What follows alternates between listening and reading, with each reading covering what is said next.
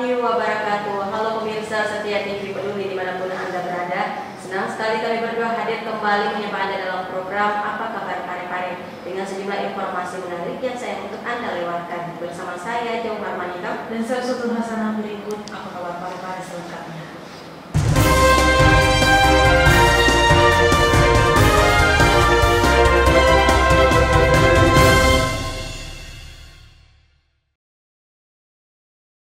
Saudara, meski operasional sempat terhenti lantaran kondisi pandemi COVID-19, namun sejak hari Senin yang lalu, Rumah Sakit Dr. Hasri Ainun Habibie kembali membuka pelayanan kesehatan bagi masyarakat. Rumah sakit berkonsep medical tourism ini bahkan rencananya akan mulai melakukan kerjasama dengan BPJS Kesehatan awal tahun 2021 mendatang. Rumah Sakit Regional Dr. Hasri Ainun Habibie Kota Parepare ditargetkan tahun 2021 mendatang akan melakukan kerjasama dengan BPJS Kesehatan. Hal tersebut diungkapkan di Rut RSUD Andi Makassau yang juga PLT Rumah Sakit Regional Dr. Hasri Ainun Habibie, Dr. Hajareni Angrenisari, saat menjadi narasumber pada kegiatan talk show Dinamika Pembangunan yang digelar di ruang Puskomkref Kantor Diskominfo Parepare pada Rabu 18 November 2020 kemarin. Untuk BPJS, karena kami baru mengajukan kerjasama, saat ini kami belum melayani pasien BPJS.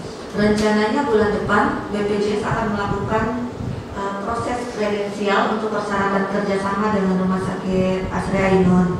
Kalau ini semua berjalan lancar, target kami di awal 2021 Rumah Sakit Hasri Ainun Habibie sudah dapat bekerja sama dengan BPJS, sehingga pasien-pasien BPJS juga sudah dapat mengakses layanan pengobatan di Rumah Sakit Hasri Ainun.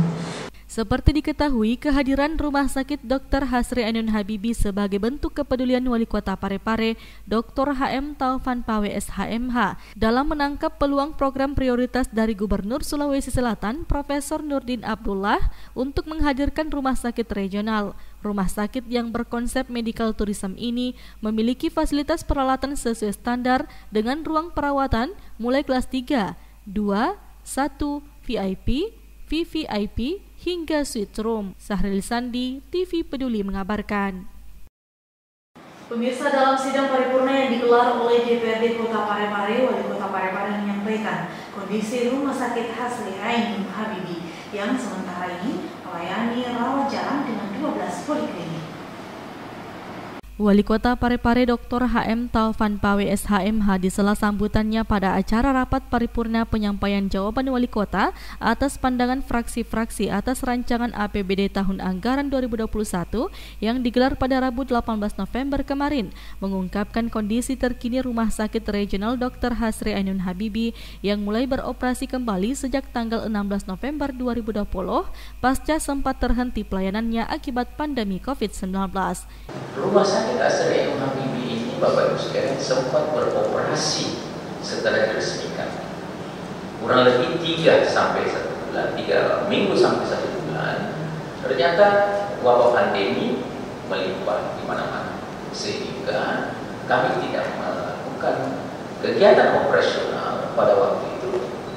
Padahal kami ingin sekali segera dilakukan survei untuk survei akreditasi, karena kami tidak bisa, Bapak Ibu sekalian, melakukan kerjasama dengan BPJS kalau tidak terakreditasi. Akhirnya kami hentikan operasional. Nah, dengan kondisi itu, pada akhirnya kami juga kembali, Bapak Ibu sekalian. Persoalannya sekarang biaya operasional Rumah Sakit Hasri Ainun Habibie itu bukan jumlah sedikit. Nah, sehingga dalam batang tubuh APBD kita 2020, kita coba tempatkan 5 miliar untuk persiapan. Nah, jumlah ini kami yakini tidak cukup. Dan alhamdulillah kemarin Pak Gubernur di Kota Parepare sempat bilang, saya sempat diskusikan di depan manajemen rumah sakit Ainun. Nah, disitulah saya mencoba menyampaikan kepada Bapak Gubernur dan Kota DPR terhormat bahwa sesungguhnya rumah sakit ini adalah tanggung jawab kita bersama, pemerintah daerah dan pemerintah provinsi, karena ini rumah sakit regional, apalagi masuk dalam kategori proyek unggulan, prioritas andalan dari Bapak Gubernur. Maka saya beri gambaran. Tapi alhamdulillah 2 hari setelah beliau berkunjung ke sini sudah ada green light, sudah ada lampu hijau. Silahkan. Nah, itulah sebabnya 2 hari lalu, hari Senin kemarin, saya perintahkan manajemen beroperasi. Dan ini juga disambut baik oleh Bapak Gubernur. Wali Kota 2 periode ini juga mengungkapkan operasional Rumah Sakit Dr. Hasri Ainun Habibie untuk sementara baru melayani rawat jalan dengan 12 poliklinik. Berikutnya akan dibuka layanan IGD yang pada akhirnya sudah bisa melayani pasien rawat inap. Terkait SDM, Ketua DPD 1 Partai Golkar Provinsi Sulawesi Selatan ini mengungkapkan untuk tenaga dokter ahli sudah luar biasa, begitupun dengan sarana penunjang lainnya, apalagi akan bekerja sama dengan RSUD Andi Makassau hadirkan magnetic resonancy imaging atau MRI. Jadi, pasien yang membutuhkan tindakan MRI tidak perlu lagi dirujuk ke Makassar. Syahril Sandi, TV Peduli mengabarkan. Pemirsa, dalam rangka meningkatkan pembinaan ketahanan keluarga dan pengetahuan orang tua dalam membina tumbuh kembang balita secara optimal, Dinas Pengendalian Penduduk dan Keluarga Berencana Kota Parepare melakukan kegiatan pemuka dan kelompok bina keluarga. Dinas Pengendalian Penduduk dan Keluarga Berencana atau DPPKB Kota Parepare melaksanakan temu kader kelompok bina keluarga balita atau BKB sekota Parepare di Aula Kantor DPPKB pada Rabu 18 November 2020. Menurut Kepala Dinas PPKB Kota Parepare Dr. Haja Halwatiah, temu kader kelompok BKB tersebut bertujuan untuk meningkatkan pengetahuan kader BKB terhadap bina keluarga balita. Dr. Halwatiah juga mengungkapkan perlunya pembinaan ini karena setiap kader BKB harus memiliki pengetahuan dan keterampilan dalam menjalankan tugasnya di masyarakat, bukan hanya sekedar memberikan penyuluhan kepada warga yang ada di lingkungannya, namun kader BKB juga harus memahami cara mengedukasi ibu hamil, utamanya dalam rangka mencegah stunting. Tentunya yang kami harapkan kader itu bisa bekerja secara maksimal, di mana ada beberapa mungkin yang perlu dia ketahui termasuk pengetahuannya ya, karena bukan hanya sekedar untuk memberikan penyuluhan kepada warga yang ada di lingkungannya atau di wilayah setempat, namun memang kita membutuhkan keterampilan yang harus juga dia ketahui. Karena alangkah tidak bagusnya ketika seorang ibu-ibu kader itu tidak memahami apa sebetulnya yang dia harus lakukan. Nah, itu salah satu tujuannya. Kemudian kami pun juga kemarin menitipkan bahwa selain dari meningkatkan pengetahuan terkait dengan bina keluarga balita, tentu kita mengharapkan juga dia mampu mengedukasi terhadap ibu-ibu hamil, karena salah satu tujuannya ini juga adalah bagaimana kita mencegah terjadinya stunting, di mana stunting ini di Kota Parepare masih sangat tinggi.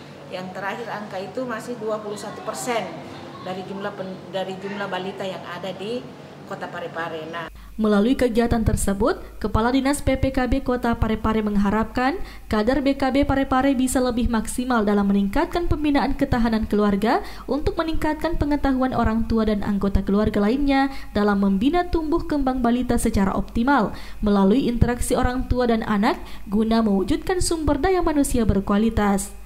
Andi, TV Peduli mengabarkan. Ikatan Pencak Silat Indonesia IPSI Kota Parepare periode 2020-2024 menggelar rapat kerja yang berlangsung dengan ketat mengedepankan protokol kesehatan. Rapat kerja ini merupakan langkah koordinasi seluruh pengurus IPSI Parepare dalam menyusun program kerja yang akan dilaksanakan tahun ini. Ikatan Pencak Silat Indonesia atau IPSI Kota Parepare periode 2020-2024 menggelar rapat kerja di Aula Kantor Dinas Kominfo Parepare pada Rabu 18 November 2020. Kegiatan ini berlangsung dengan tetap mengedepankan protokol kesehatan. Rapat kerja tersebut dipimpin langsung Ketua Umum IPSI Kota Parepare HM Iskandar Nusu. HM Iskandar Nusu mengemukakan rapat kerja ini merupakan langkah koordinasi seluruh pengurus IPSI Parepare dalam menyusun program kerja yang akan dilaksanakan tahun ini maupun tahun-tahun yang akan datang. Selain itu, Iskandar Nusu juga mengharapkan rapat kerja ini bisa menghasilkan program kerja IPSI yang berkualitas, tidak perlu muluk-muluk, yang penting mampu untuk dilaksanakan, utamanya dalam hal peningkatan cabang olahraga pencaksilat di Kota Parepare. Menghasilkan program-program kerja yang betul-betul prioritas. Jadi kami harapkan kita tidak usah terlalu merencanakan program yang muluk-muluk tapi kita tidak bisa laksanakan. Yang penting kita laksanakan yang betul-betul bisa bisa kita agendakan, jadwalkan dan dilaksanakan. Jadi saya kira tidak usah terlalu banyak program kerja, yang penting hasilnya bisa maksimal. Iskandar Nusu mengharapkan kerjasama dan komitmen bersama pengurus IPSI Parepare untuk bisa kembali menggiatkan pembinaan di tingkat perguruan dengan menghidupkan kembali kegiatan-kegiatan latihan di setiap perguruan pencaksilat di Kota Parepare. Andi, TV Peduli mengabarkan. Saudara, rencana pemerintah Kota Parepare menghadirkan Museum B.J. Habibie mendapat respon baik dari berbagai kalangan. Salah satunya Kepala Museum Kepresidenan Republik Indonesia Balai Kirti.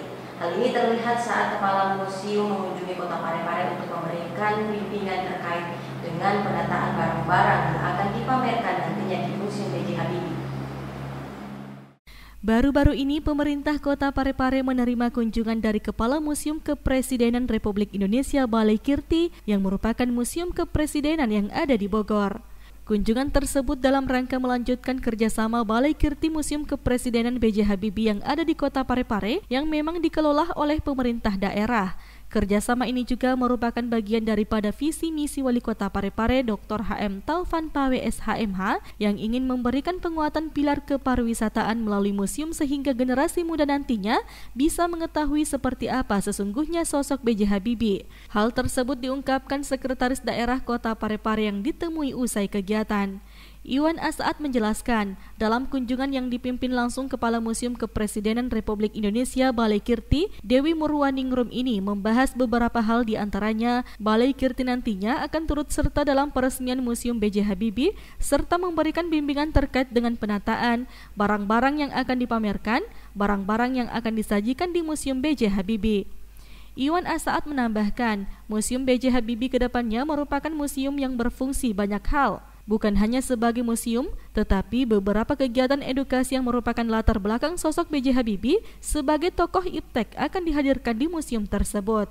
Kedatangan dari Balai Kirti, Museum Kepresidenan yang ada di Bogor, sesungguhnya melanjutkan rencana kerjasama ke depannya Balai Kirti dengan Museum Kepresidenan B.J. Habibie yang ada di Kota Parepare yang memang dikelola oleh pemerintah daerah. Ini juga bagian daripada visi misi dari Bapak Wali Kota Parepare ingin memberikan penguatan pilar kepariwisataan melalui museum sehingga anak cucu kita ke depannya juga bisa menikmati seperti apa sesungguhnya sosok B.J. Habibie itu yang tetap harus tumbuh, melekat dan ada di ingatan anak-anak kita yang ada di Parepare, dan bukan hanya menjadi kebanggaan Parepare tapi juga sampai menjadi kebanggaan dunia.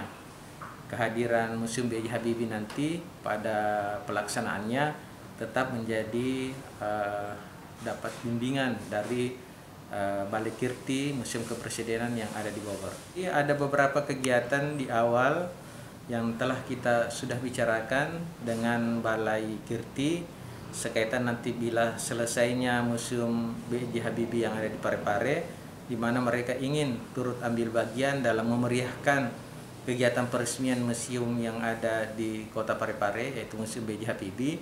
Kemudian dalam pelaksanaannya nanti beberapa isi dari museum-museum itu tetap memberikan bimbingan dari Balai Kirti terkait dengan penataan, kemudian barang-barang yang akan dipamerkan, barang-barang yang akan disajikan, yang betul-betul memperlihatkan bahwa Museum B.J. Habibie itu bisa kita mengetahui sosok B.J. Habibie setelah memasuki museum itu. Di samping ini, Museum B.J. Habibie ke depannya juga merupakan museum yang berfungsi banyak hal, bukan hanya berfungsi museum, tapi beberapa kegiatan-kegiatan edukasi yang merupakan latar belakang daripada sosok B.J. Habibie sebagai tokoh iptek itu akan dihadirkan di museumnya.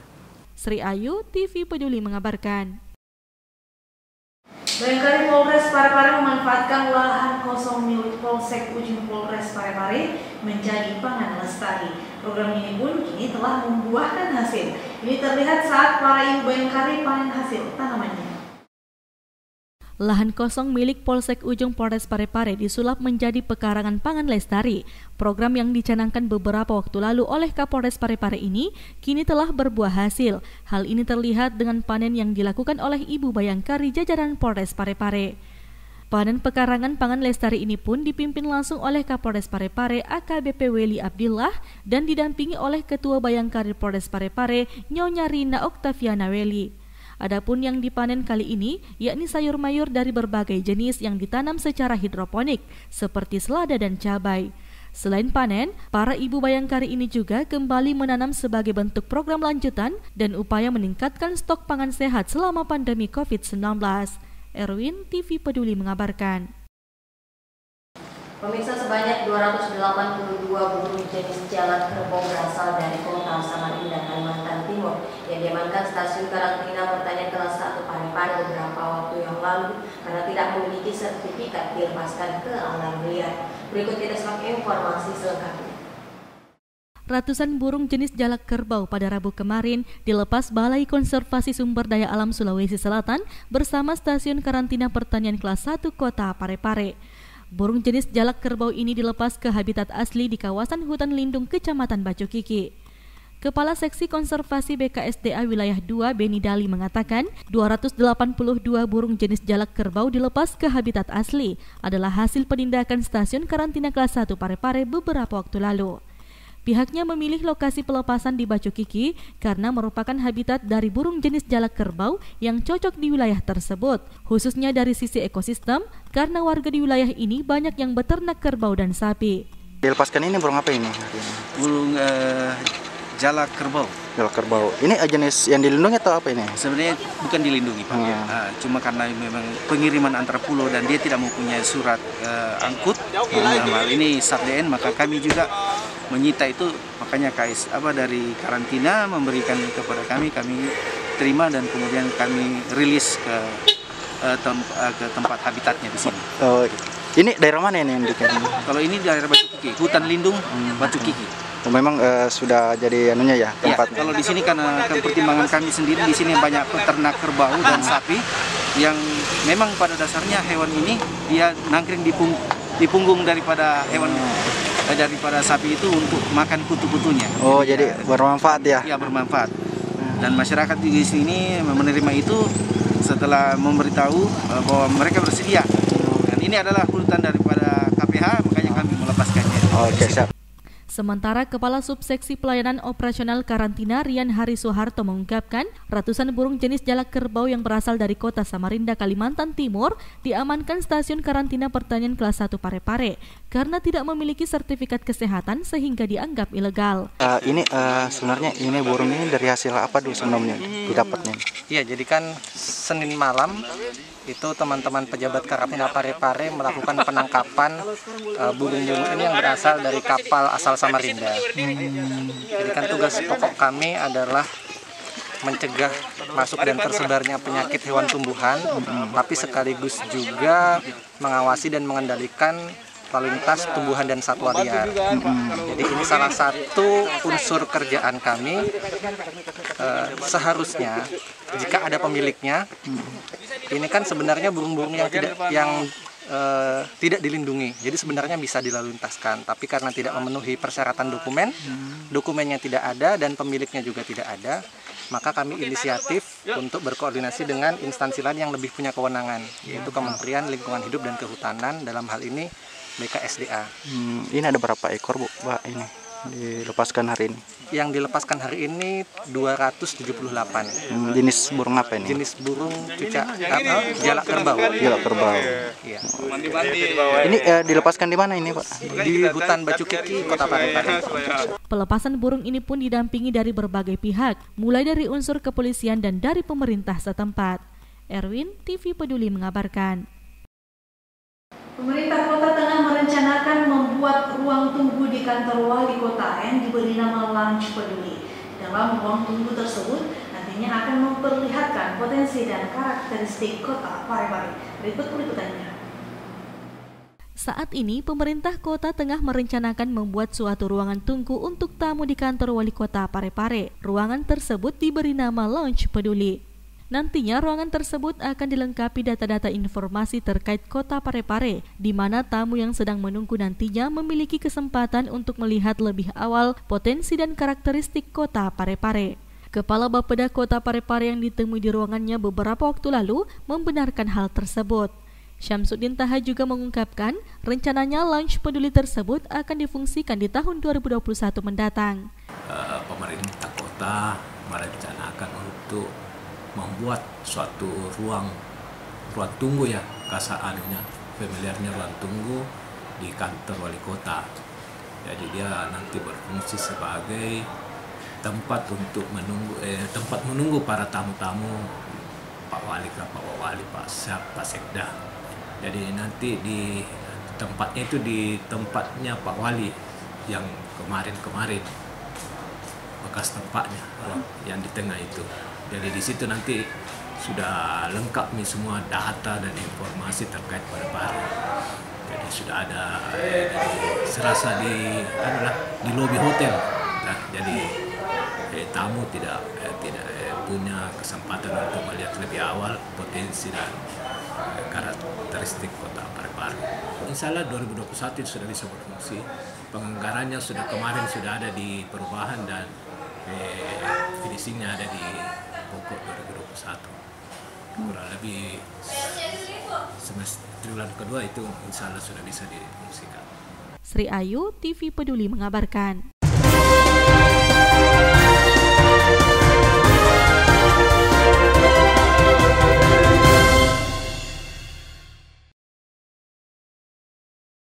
Dan pemirsa, demikian apa kabar Parepare kali ini. Terus perbarui informasi Anda dengan menyaksikan program-program persembahan TV Peduli. Saya Uswatun Hasanah. Saya Johar Manika, mewakili segenap keluarga bertugas mengucapkan terima kasih atas kebersamaan Anda dan sampai jumpa.